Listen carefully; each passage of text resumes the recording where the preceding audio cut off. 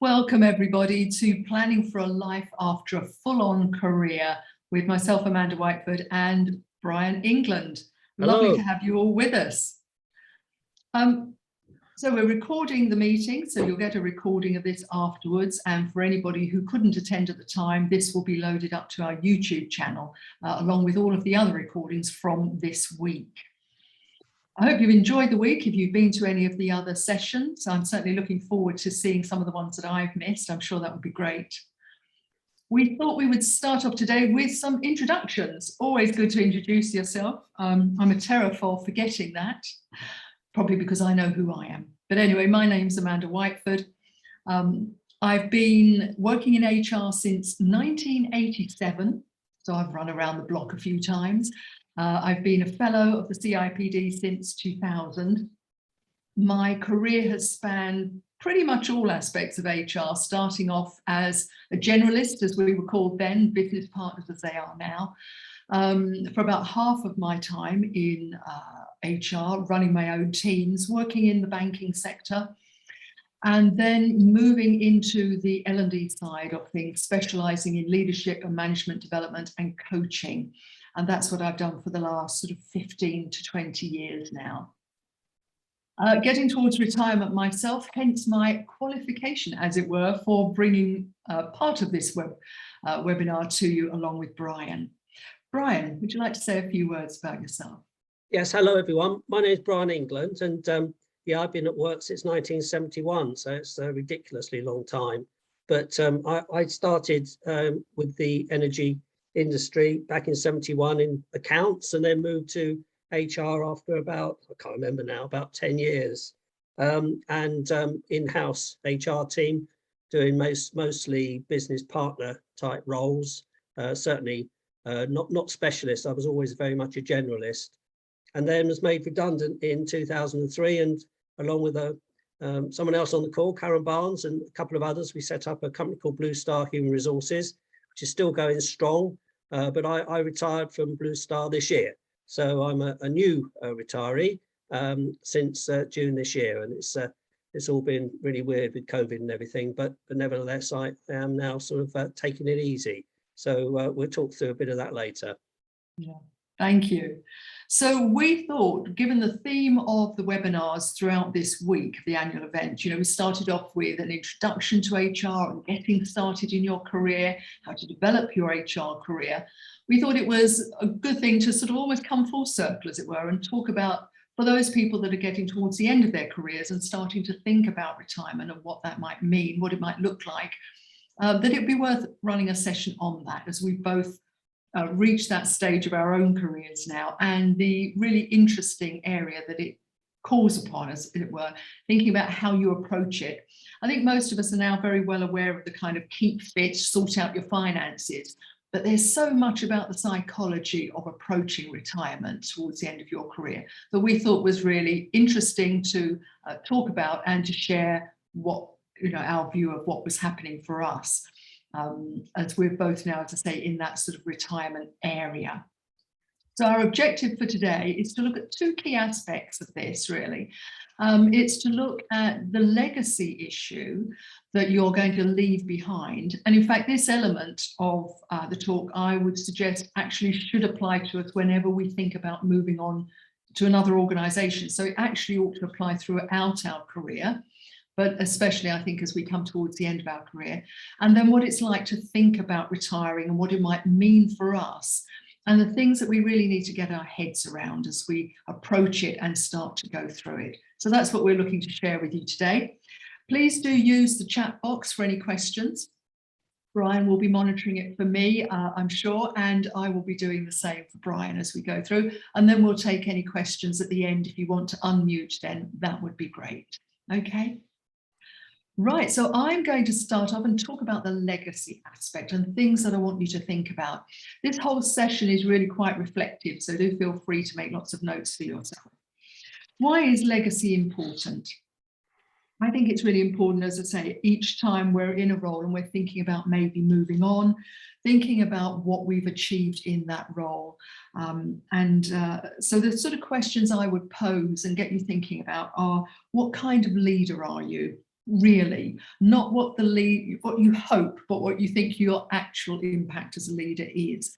There is no one perfect leadership style. I know books suggest almost that, if you follow this model, you'll be a perfect leader. Everybody will be mesmerized by you, but that's not how life works. We all want different things from our leaders, and we want different things at different stages of our lives, because what we find motivational about leadership is, of course, core to what we find motivational. And there's no golden bullet for that. But so it's important to think about, what can we offer as leaders? What are we really good at that we offer? And we play to those strengths, whilst acknowledging what we're not so good at in a leadership sense. But do we at least shore up, as it were, where we know our deficiencies lie? Do we make sure that the way we work with people, we bring people into the team to support us, support our team for things that we're not so well prepared or skilled in to do? So what kind of leader are we? What have we given back to our teams through our leadership style? What have we achieved? What are we really proud of in terms of our career to date, looking back over that? And when we think about things that we're proud of, it might be systems that we've put in place, programs for development that we've put in place, people we've hired into the organisation that we think we've made some really good calls about, people that we've helped develop through the way that we have perhaps coached, mentored people, seen their career move on. So what are we proud of? What have we achieved? And then we need to think about the mistakes we've made. What have we learned? What were the lessons we would pass on to others? Sometimes the lessons we learn are very contextual, very specific to the moment, and maybe not so widely applicable to others. But much of the time, the lessons we learn are. If nothing else, I think that whole element of reflecting. We live in a very busy world where a lot of the demand is demanded of us in a short space of time. And the thing that normally is left behind in all of that is the space and time to reflect. And actually, it's one of the really important things that we need to do, to be reflecting. So what mistakes have we made?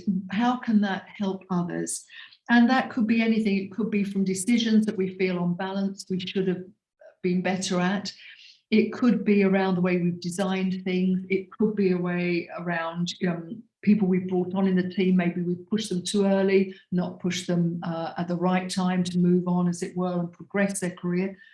We've held them back, perhaps a little selfishly, things like that. I was even reflecting with all of the commentary this week on the state of play in cricket more generally, about sometimes it's about how brave have we been? Have we spoken up about things at the right time? Have we been persistent, even if we know that some people don't want us to be persistent? It's sometimes difficult to be courageous in your career. You don't want to damage your own career prospects. We know most of us do need to work. We need the money. We need to pay bills. And so, rightly or wrongly, that can affect the degree of courage that we have. But are we proud of the decisions that we've made? Do we feel we've spoken up at the right time? Is there anything, if we had our time again, that we would do differently? And how would we help share that knowledge with other people so they don't make the same mistake that we feel we might have made for us? And then what have you most enjoyed about your time in the role and your career? That's really important to think about. And Brian will certainly pick up on that when he talks about this, some of the psychology behind retiring. But it's also important to do that, to reflect on the impact you've had in the role and therefore the legacy that you're going to leave behind. The culture, ethos, values, what have you supported, challenged, encouraged in other people? So in other words, with all of those things, I want you to think about the journey so far in this role that you're currently in. And then if you're thinking about retiring, or if you're thinking about moving job, think about how much longer do you want to stay in this next role? And what do you want to achieve? What's left to achieve? Is it something momentous? Is it about getting a certain project or program over the finishing line? Is it about seeing the results of that so you've got measurable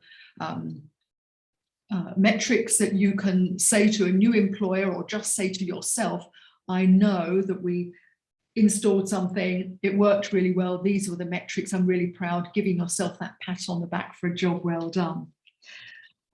Is it around changes that you still feel that you would be the right person to lead in that role? Is it that you need to stay in your role because you still need to earn the money and you're not quite sure where you would move to? Be really honest about yourself, about if you're going to stay in a role, why you're going to stay in it, and what it is that you want to achieve. The little kind of health warning, I think, though, is to think sometimes, and again, this taps into courage, if it's just about feeling safe and the money's reliable and we kind of know where we are, we might need, if we're a good leader, to think, am I really, though, as engaged, as enthusiastic, as willing to change things now as I was when I started, or have I actually started to get to the stage where if I'm not careful, I'm plateauing, I'm a bit stale, I don't really see the changes that are needed so clearly as I used to, because I'm too used to the way things are around here.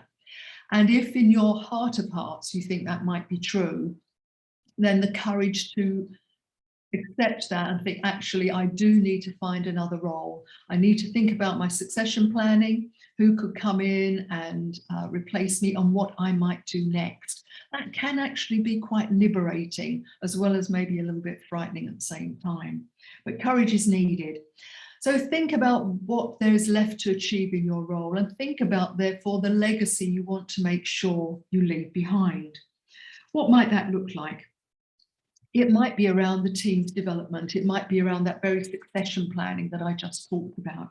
Have you really paid enough attention to that for who might move into your role that's in your team, or somebody that isn't in your team, but actually their experience brought into your role could be very beneficial, particularly if the landscape now is very different to that which you faced when you first moved into the role.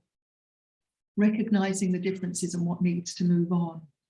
So it could be all around team development, doing more coaching and mentoring of your team than perhaps you've given yourself the time for before, maybe helping to get people promoted, feeling therefore that the impact that you leave with your team when you do move on is really positive, and your team feels supported, encouraged, empowered by you and the way that you've led them and supported them as the manager. Perhaps it's more around championing innovation. Maybe you're not sure what the innovation needs to be. Perhaps you're not the most creative person, but you know it needs to be done. We can play just as important a role in championing others with ideas to get their ideas fully developed, rounded, and presented to people in power so that they might be adopted. You know, some people have fantastic ideas for change, but they're not necessarily good at putting them across to other people. Could you be a champion for those sorts of people and therefore help leave a really positive legacy, because it's a change that the organisation would really benefit from? Is it about being your best self? Have you been so in the thick of it, action orientated all the time, leaping from one fire to another, that you've never actually developed other parts of your own skill set? Now that if you are indeed on a better footing, perhaps over the next year or two, as you think of either moving on or retiring, you might think about how do you round out your own development? And that ties in very neatly back to the succession planning and developing your team. The better developed they are, the more you're utilising their full potential, the more that leaves you time to develop your own potential or round out some of the things that you want to in yourself. It might be around balancing work and home life. It might be something, again, that you've not done terribly well, but you've always meant to. Maybe part of the legacy, again, tying into those other things, is around innovation, change, development of others, that allows you to balance things a little more and perhaps see the way forward more clearly. Sometimes it's about, as a leader, not always having to be centre stage. And sometimes we can not only do that because we think the job demands it, but if we're really honest, we rather like it. Makes us feel needed, important, gives us a sense of purpose. what if we start to step back a little? What if we start to let other members of our team step forward and take the limelight for this and that? And we start to become a little bit more of the conductor rather than the main orchestra and some of the soloists. So none of these things are mutually exclusive, but thinking about the footprint you want to leave, the legacy you want to leave behind, so that when people ask you about what you've achieved, you're very clear about what you've achieved and you're proud of that. And that's whether you're moving on to another job and selling your achievements, or you're looking at retirement and thinking, do you know what? I think I've done this, this and this. It's maybe not always been perfect, but overall, I'm really pleased with what I've achieved in my working life. And so you can give yourself that pat on the back and feel that it's a job well done. And it's time to step back now and let other people take the limelight. Ryan and I did spend a little bit of time talking about legacy and actually whether you can ever really leave much of a legacy, given that, and you must have seen this as often as I have, somebody comes into the role, they're taking over, a new kid on the block, desperate to make their mark, and often change things that arguably don't need changing, almost to make their stamp, you know, I'm here, notice me. It can be for good, it sometimes isn't. And so that is a bit of a problem, but I think there is a lot we can leave in legacy that is in people's minds and hearts. So I've talked to managers, senior managers, who will talk about an early leadership development program that they went on and how much that opened their eyes to what leadership's all about and gave them a really good toolkit that they have used then throughout their career. Other people who've talked about the coaching and mentoring that they've done, people that have been coached and mentored, how much they appreciated and valued the time that was given to them. So I think perhaps the most lasting legacy any of us can leave is that sense of how we've behaved with others, what we've given back as much as what we've taken, and that we live on in people's hearts and minds in that way, in that positive way. So having thought about your journey so far, having thought about what's left to achieve in the role and the footprint you want to leave, it's then about putting the plan together to make sure you do that before you do step off of this particular stage and on to something else. So think about what you will do, how you will measure success, and how you'll communicate what you have achieved. That can always be a difficult one because we don't necessarily want to boast or hold center stage on things. But of course, if we don't necessarily talk about what we're doing, other people don't always notice, which maybe is a shame, but we're also busy. It's just the way life is. So getting used to talking about what we're working on, what we're pleased about for us or our team. I always say to people, you know, if I ask you how things going or how are you, and you say fine, which most of us do, I've learned nothing really, have I? It's an automatic reflex, but it hasn't told me anything. And if indeed you are asking me that question as you're scooting out the door, fine is the only word you really want to hear. But if it's at the if it's online at the beginning of a meeting or just before a meeting starts, or if it's at the, you know, in the office and you're catching up with people, take the time to think of a newspaper. If somebody says, how's it going? Could you give them a headline? Great, we've just managed to do X. You can say something really short and snappy in less than 10 seconds. Certainly you wouldn't need more. If people look interested, you might give them the strapline underneath the heading. If they ask you about it, oh, that sounds interesting, tell me more, you can give them the body of the article. But how much better is it, even if it never gets beyond the headline, that you've at least logged in that notion that this is something you've worked on, something you've achieved that you're really pleased with. It's much better than just, yeah, fine, thanks. Doesn't tell them anything. Make sure that you drop those tidbits in, because even if people don't explore it at the time, they're bound to remember it in the future. And so you can share in a positive way without boasting what it is that you've achieved and you're working on, and you're proud that you and your team have achieved. So I guess we could, if we had time, go, does a legacy need communicating at all? Discuss, could be the exam question. I think it does, in the sense that all of our careers, we need to use that technique so that people know what it is we're achieving on you know, what we're contributing to the organisation. Okay, so I think that's the key things I wanted to say about legacy.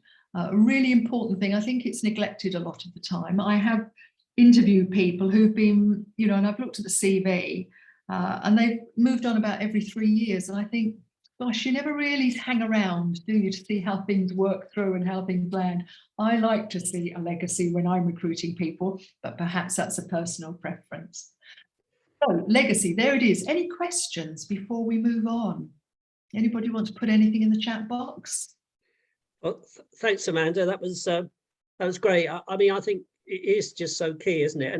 And part of this session today is obviously looking towards retirement for yourselves, but also, you know, we're in HR and we work with people around their careers, and we work on performance management, appraisals, etc.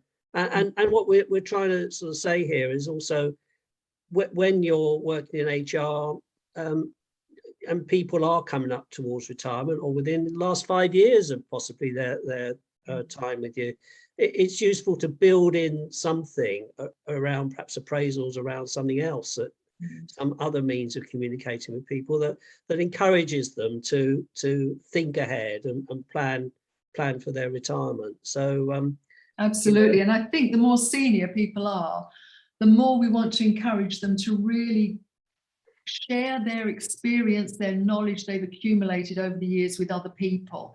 So when they walk out of the building, we don't have a complete sort of knowledge deficit, as it were. And I think that happens all too often. Again, driven a lot of the time by people being just so busy and not thinking about it. So putting something positively in place, Brian, I think you're absolutely right, is a really good thing to do. Yeah, and just encouraging people to think around their legacy. You know, and managers won't do that. You know, appraisals are all about, you know, what have you done? What are your objectives? Have you achieved them? Yes, no, tick, tick, tick, right, off, next. But you know, when someone's coming up to retirement, it's a very good thing to do, isn't it? To sort of think back the legacy and think forward with them. And, you know, there's no discrimination there. It's a fact, you know, when people are getting to a particular age. Anyway, just a few thoughts. Okay. Any questions from anybody, or are we ready to move on? Oh, we got one. Letitia, great reflection on legacy journey. Seems we ought to be doing this from the outset, so we're focused. I'm sure you'll totally agree with that, Amanda. Yes, absolutely. I would. I think each time we move on from a job, we do need to stop and think, what have we actually left behind, rather than we come in, we've taken what we've wanted for the job, and then we're off for the next thing because it's a promotion. You almost wonder with people like that, you know, how do the teams feel when they move? When it's like, oh, great. So, you know, you've taken what you wanted, but you gave nothing back, and now you're gone. And if anything goes wrong, we might have to pick up the pieces. So, yeah, I think we have to be quite careful about that. Make sure we're not coming across unwittingly as perhaps a little bit selfish. Okay. Right, thanks, Amanda. Shall I move on to talk about retirement itself and Absolutely, you know, what you might need to be thinking about? I think there's another slide, isn't there? Excuse me. Excuse me. Yeah. What is your work exit strategy? Now that might sound a little bit strange, but it used to be fairly straightforward. You know, you used to retire at 60 for females, 65 for males, and it just happened, didn't it? But of course now we have, as people, we have much more control over when we leave an organisation, and we ought to be thinking about that a few years before that's likely to occur, and have a strategy in mind, and what we want to do leading up to that eventual day when you retire. And maybe it's going part-time, maybe it's doing some work in a different way, and I think that's quite important for people to do, because planning is just so important. Retirement doesn't come, you know, without some sort of planning. If you think you're just going to retire and then just you know, things will just happen, won't they? Well, I don't think that's the case, to be honest. You know, you've really got to work at it. But I mean, that next slide on there about your disposition, Amanda, it is important, because some people genuinely, I've seen it happen, people can retire and their character is such that they're very happy, you know, very happy to sit there and watch the telly all day, or go to a garden centre and drink coffee all day, and then do some things with their family, with their grandchildren, with their children. and that's very good for them. But I would question, particularly people who have had a full-on career, because that's what we're talking about here. That may not be enough. It may not be. And I think, without some sort of planning around what sort of things you might do in retirement, you might find retirement's not all it's cracked up to be. And doing a little bit of research before today, there's usually 5 stages in retirement. One is pre-retirement, one is thinking about things, one is retirement itself. And then usually there's a bit of disenchantment, as I just said there, I guess. Well, I've been looking forward to retirement for the last 5 years. Here it is. Well, yeah, is this all it is? Isn't there more to it than that? And then obviously, the more planning you do, the less likely disenchantment is going to be an issue. But for most people, there's a period of reorientation. They kind of get themselves together and, find their way in the world, and there's reconciliation and stability at the end of it. But they're generally 5 stages of retirement. So if you do get into retirement, you do get a bit of disenchantment after a few weeks. That's perfectly straightforward. But what perhaps what we're doing today is encouraging you to do a little bit of thinking around this. Either thinking yourself, or if you're in an HR team, encouraging people coming up to retirement to do this thinking. Years ago, when I was in the energy sector, we had pre-retirement courses. I'm not sure they're held quite so much anymore. It's probably a little bit more difficult to hold them now, given the flexible nature of when retirement dates. But certainly I would encourage you as HR people to think, if you're working within a big business and you have the influence, to think about whether some sort of retirement planning, formal retirement planning sessions would be useful. And just moving on, Amanda, to the next slide, I guess. What will you do in this third stage of life? Well, I think you need to ask yourself, what did you enjoy about work? Some people might say not a lot, but some people would think, well, there's certain elements of work I really did enjoy. There's certain elements that I didn't enjoy at all, and some, well, I just did it, didn't I? And those elements you did enjoy, well, do you want to keep going? Are you fortunate enough to be in a company that will encourage you to do some sort of part-time work to keep that going? Or is there an element of what you enjoyed before that you can continue, but perhaps in a different way? And you need to ask about, the sort of things you'll miss. And most people say they'll miss their friends, they'll miss their people they used to work with, they miss that chat at the water cooler, the catching up with the football or whatever you like in life. And that does go, and I think COVID was a bit of an issue here, where people used to go into work every day and then they weren't going into work every day, working from home. But of course, retirement is even more stark than that, really. So I think it's a matter of asking yourself what you enjoyed about work and whether you can continue doing something around that, related to that, in retirement.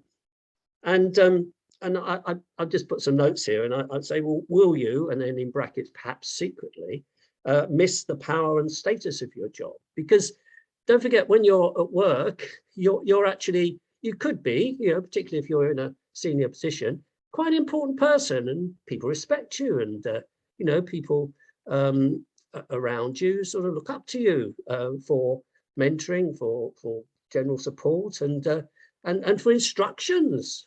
In some cases, that goes when you retire.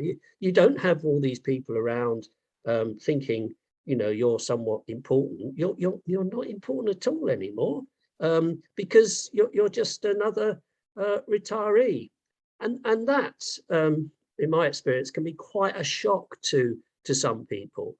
And ending up going into the local shop and saying, who do you think you are? I'm an important person. No, you're not. And that's something to bear in mind. And going back to my point about what you enjoyed about work, do you still want to be involved in your industry, but in a different way, still remaining with your professional body? If you're an engineer, maybe you want to continue doing some work with your professional engineering body. I'm I'm on here today. I'm retired, but I still keep very much involved with the CIPD, and I quite enjoy that. And it's a good thing. So that's another way of keeping in touch, isn't it? You know, if you're not working anymore and you're doing things day in, day out, but you've got a bit of experience behind you, and you may well be able to contribute towards the work of that professional body using the knowledge you've got. You may still want to do some voluntary work around what you're doing. You may enjoy it so much that you do it without payment. It depends what you're doing, but there's obviously other voluntary work around charity work, and say perhaps being a non-executive director is something that you might be able to think about if you're you know, if you're encouraged to do that, or you may well proactively go out there seeking such a thing. And you know, I put here, do you still want to be seen to be doing something useful? I think personally that's important to me. I mean, it's, as I say, it depends on your disposition, but for me, I do want to be seen to be doing something useful. So at the end of the day, I go to bed and I thought, well, yeah, actually I've done something useful. Not as many useful things as I used to do when I was working, but I've done something today that has kind of helped someone or has been useful in some way or another.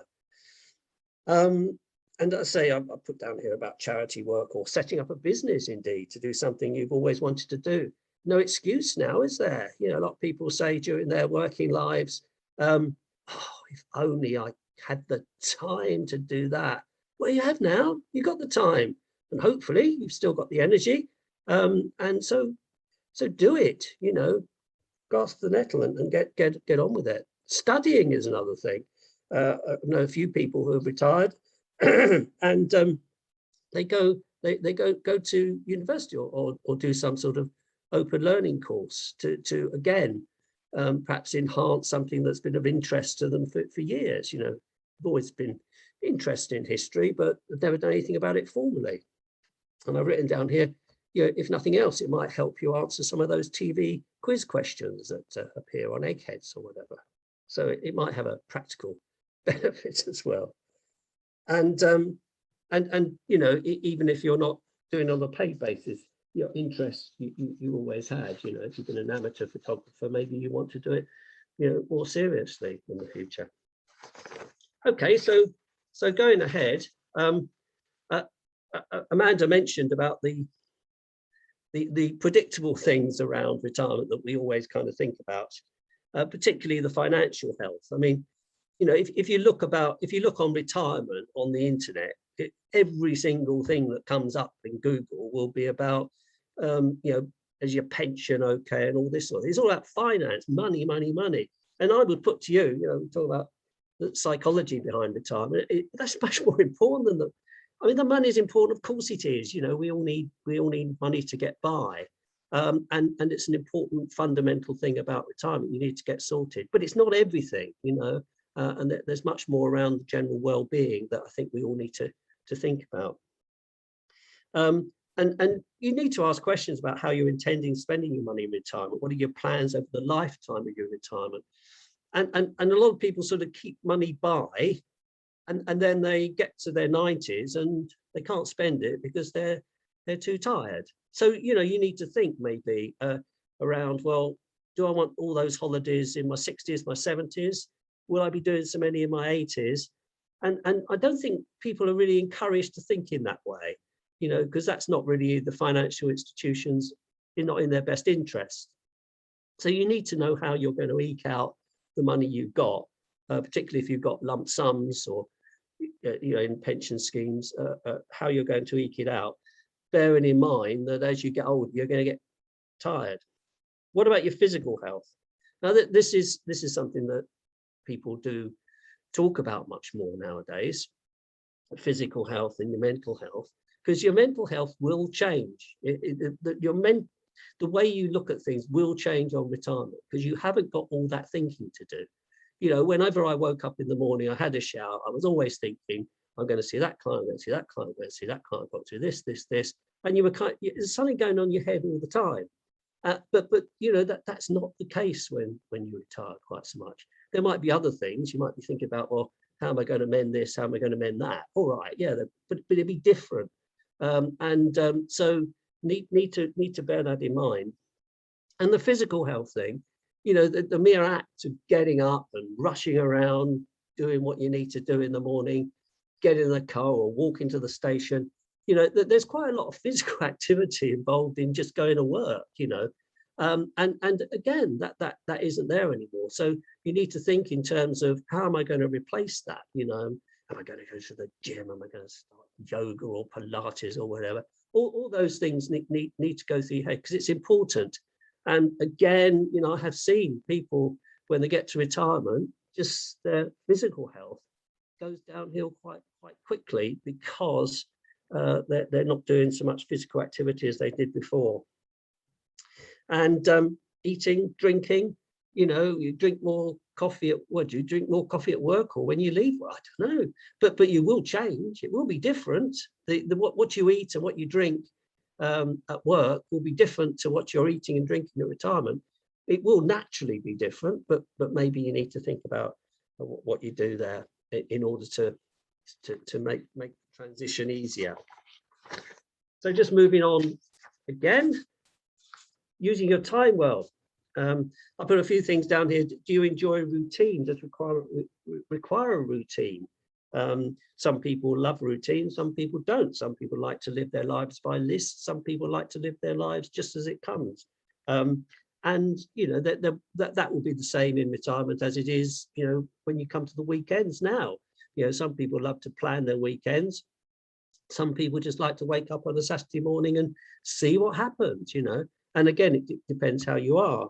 But a lot of people in retirement like to, you know, plan for what they're doing, not only in terms of, you know, long term in retirement, but on a day-to-day basis.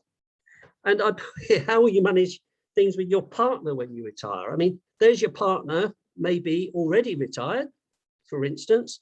They got everything set up at home. It's all quite cozy. They've got their circle of friends.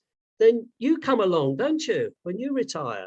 And you interfere with all these arrangements that your partner's got, and that needs a bit of thinking about, doesn't it? Otherwise there's going to be a bit of conflict there. So think about your partner in retirement, particularly if they've retired a little bit before you. Have you got lots of friends? Will you keep in touch with old work colleagues? You need, well, again, it depends who you are, but a lot of people, you know, you do need friends to go out for a walk with, go out, meet them at the pub or whatever. And it is useful to keep in touch with old work colleagues, because it's nice to know what's happening in the old place where you used to work, isn't it? And so, you know, thinking about that is important. And I mentioned here, and I mentioned it earlier actually, how you fill your thinking time now that you don't have work to think about. I don't know whether it's just me, but just recently I've had dreams and they've been about work. I haven't worked for a long time. Well, I haven't, you know, this is work going back and back and back. So it's still somewhere in my head. I can't get work out of my head. But it's important to address that, you know, the thinking time, and it will be different. And how will retirement make you happy? Do you want to plan to wake up each day in a state of happiness, or is that just nirvana? I wrote down here. I mean, I guess everyone is trying every day to be as happy as they can. Okay? I mean, happiness is what we're all trying to achieve. So I think one good thing about when you're thinking about retirement is, how's that going to happen? You know, how am I going to get myself into a position where I'm happy?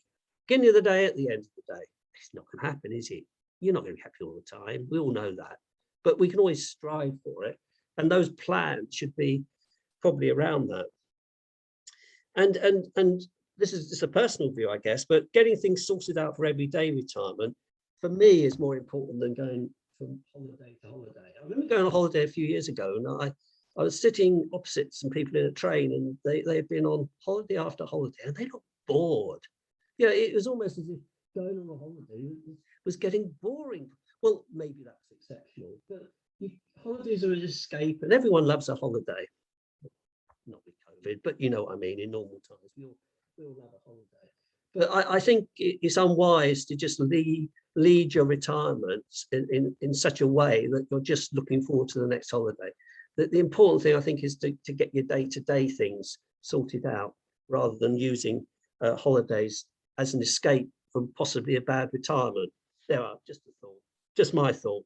That's not many books or anything. So anyway, moving on. I think that there's an issue around balancing pampering yourself, doing some nice things that you want to do, but also doing stuff. And I think, some days I sort of think, well, why have I do some voluntary work? And I think, well, why am I doing this? Sort of, I don't need to do this. Why am I still doing it? But then at the end of the day, you sort of come back to this thing, well, actually, I'm adding something, aren't I? I'm still contributing a bit. And that's personally important. But you need to do some things you like to do. You need to, go for those walks, go on those days out, etc., etc. And try and get that balance. Do you want to force yourself to do new things? Ticking off items from the bucket list. That's the fashionable thing now, isn't it? Everyone needs a bucket list and needs to sort of tick them off as you go. Well, if that's your thing, so be it. This is the opportunity to do it. And don't forget, you will, as you get older, you will not want to do quite so much. So I would get most of those bucket lists off sooner rather than later. And as I said before, when you're at work, well, there are things you always said you wanted to do, never had the time. Now there's no excuse. And it's just finally for me on this, it's retirement is, sorry, that's the phone in the background. It's the third age, isn't it? We get educated. That's got a purpose, obviously. Work's got a purpose. Earning money, etc., etc. Well, I would put it to you that retirement also needs to have a purpose. It's more than just going out drinking cups of coffee, isn't it? Perhaps. Anyway, just some thoughts. Hope that's useful.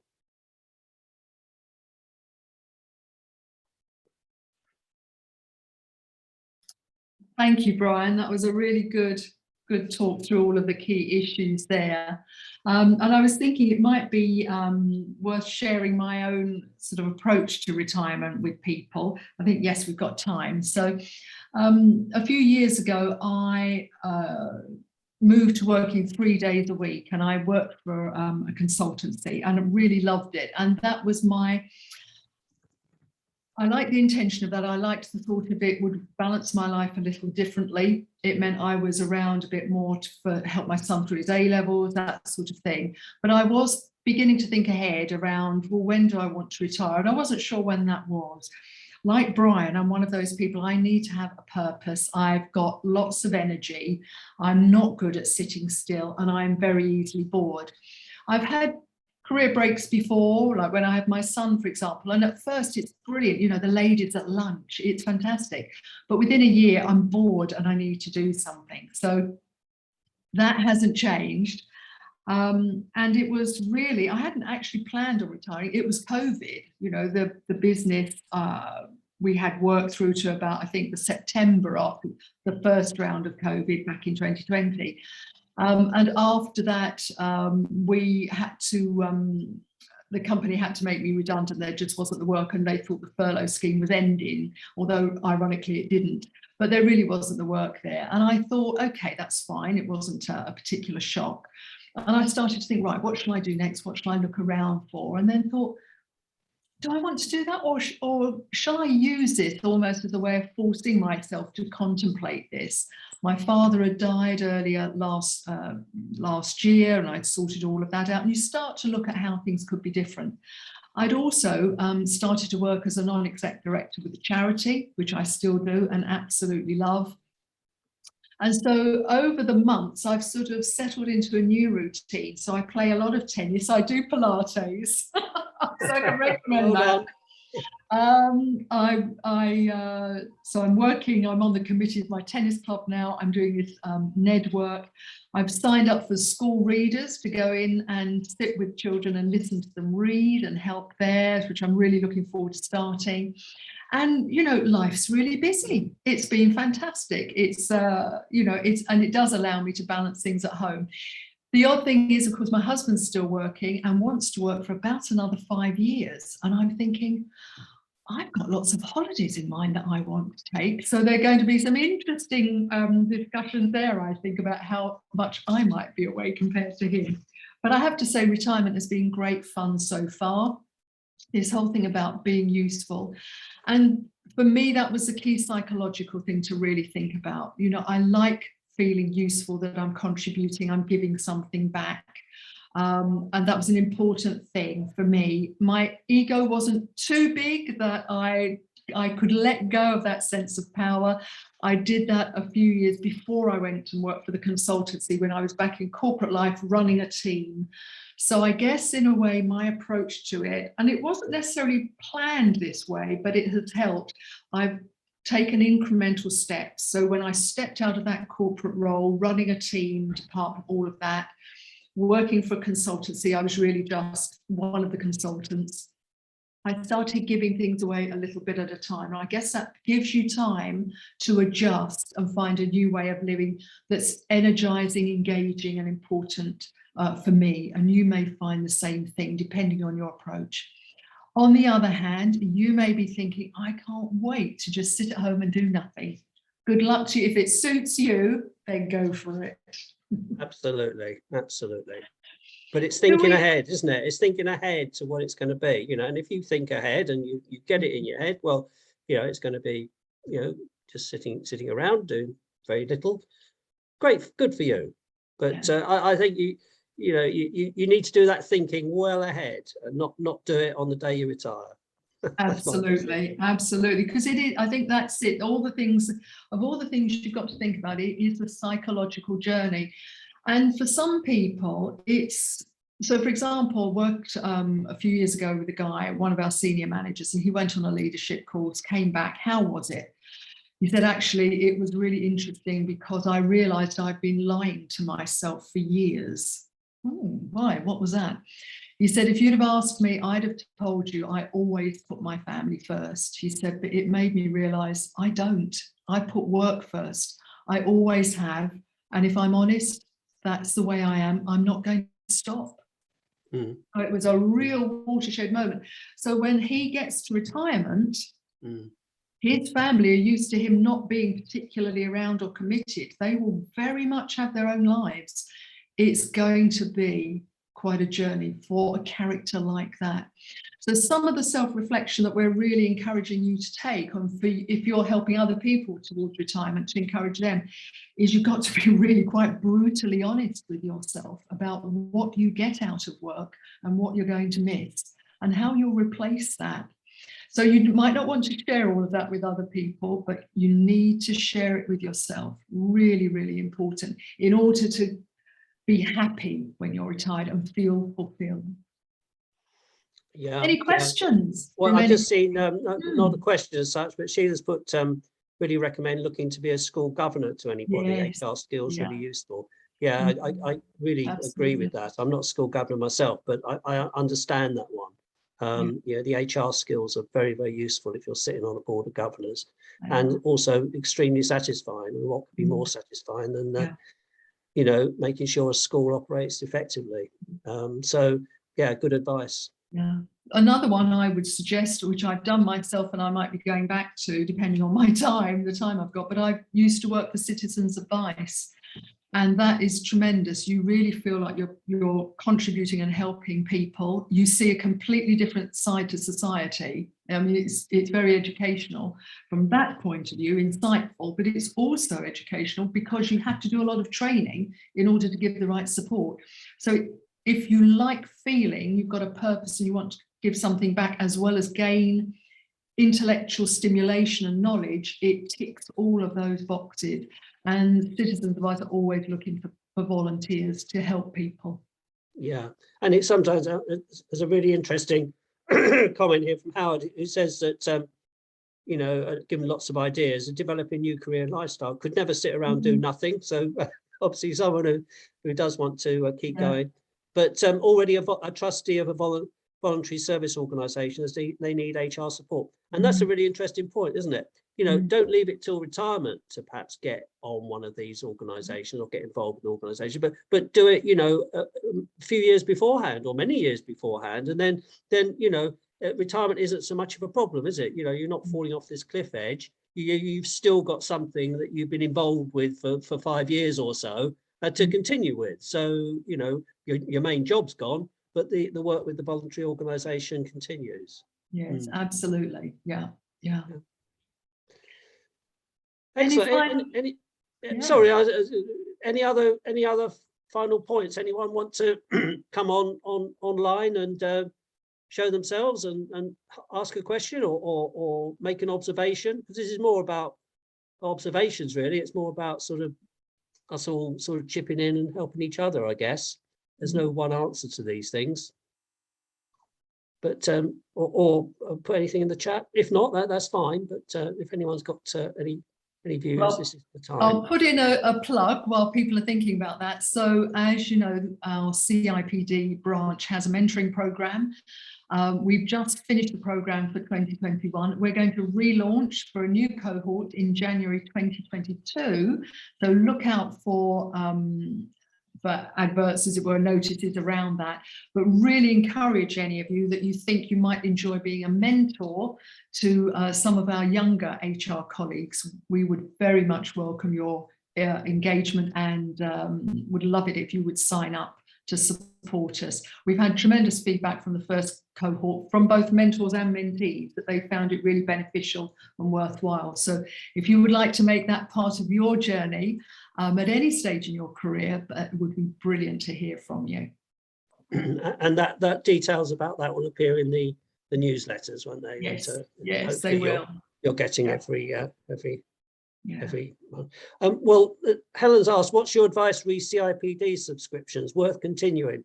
Well, I'm continuing, and I know some people who are still around in their 90s who kept membership going, because it's a community.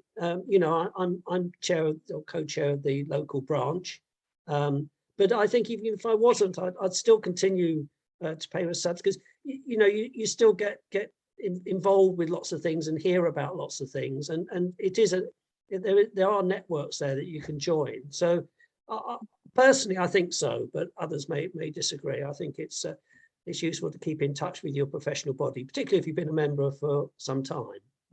Yes, I don't know what you think absolutely. about that, yeah. Yes, no, I would agree. Yes, so I joined, back in '87 actually, as part of, you know, my first role and starting to study for the CIPD qualification. So I've kept it going ever since, and I'm sure I'm going to keep it going in the future as well. So it's useful, and I have to say, I've said this before on other webinars, and perhaps a little ironically now I'm getting, you know, I'm at the retirement stage, but I think the benefits that are available to us through the website and all of the extras that we get have never been better. I really think what the CIPD offers members now is tremendous around, you know, building your career tips, well-being, the advice helplines that you get. It's just tremendous. Trust me, you know, back in the 90s, it wasn't half as good as that. It really wasn't. So well worth it. Even if you downgrade and you're an affiliate, maybe rather than perhaps a fellow or a member, save a little bit of money, keeping in touch. It's got a lot to recommend it. Yeah. Yeah, I did do a short session for those of you who are logged on Monday lunchtime. Did a short session on membership benefits, but maybe I'll do another one in a few months' time, because Amanda's absolutely right. It's amazing how many benefits there are attached to being a member of the CIPD that you just wouldn't know about unless you really have a look. Absolutely, absolutely. Okay. Well, in that case, I think we're nearly there. If there are no more questions, that's probably a good time to wrap up then. What do you think, Brian? Yeah, I think so. Well, thanks to those of you who have enjoyed the session and put something in the chat about that. That's appreciated. Hopefully, just you know, in an hour we can't cover everything, but hopefully we cover some highlights, and certainly made us all think about retirement and what it might look like for both those people who are approaching retirement and those people who've got a few years to go but might be working in HR and working with people leading to retirement. I encourage you to help them find their way through it all. Absolutely. Okay, well, thank you everybody, and thank you for logging on to the whole session this week. We hope you found it really beneficial. As I said at the beginning, anything you've missed, do look out for the recordings, which will appear on our YouTube channel, which is private to us as a group. And if you want to get in touch with myself or Brian with any questions or anything, then we're both on LinkedIn. Feel free to message us. Be lovely to hear from you. Brilliant. In the meantime, have a fantastic weekend, everybody. And yeah, enjoy the next few months. Thanks, Amanda. Yeah. Goodbye, everyone. Thanks Bye-bye. for joining in. Bye-bye.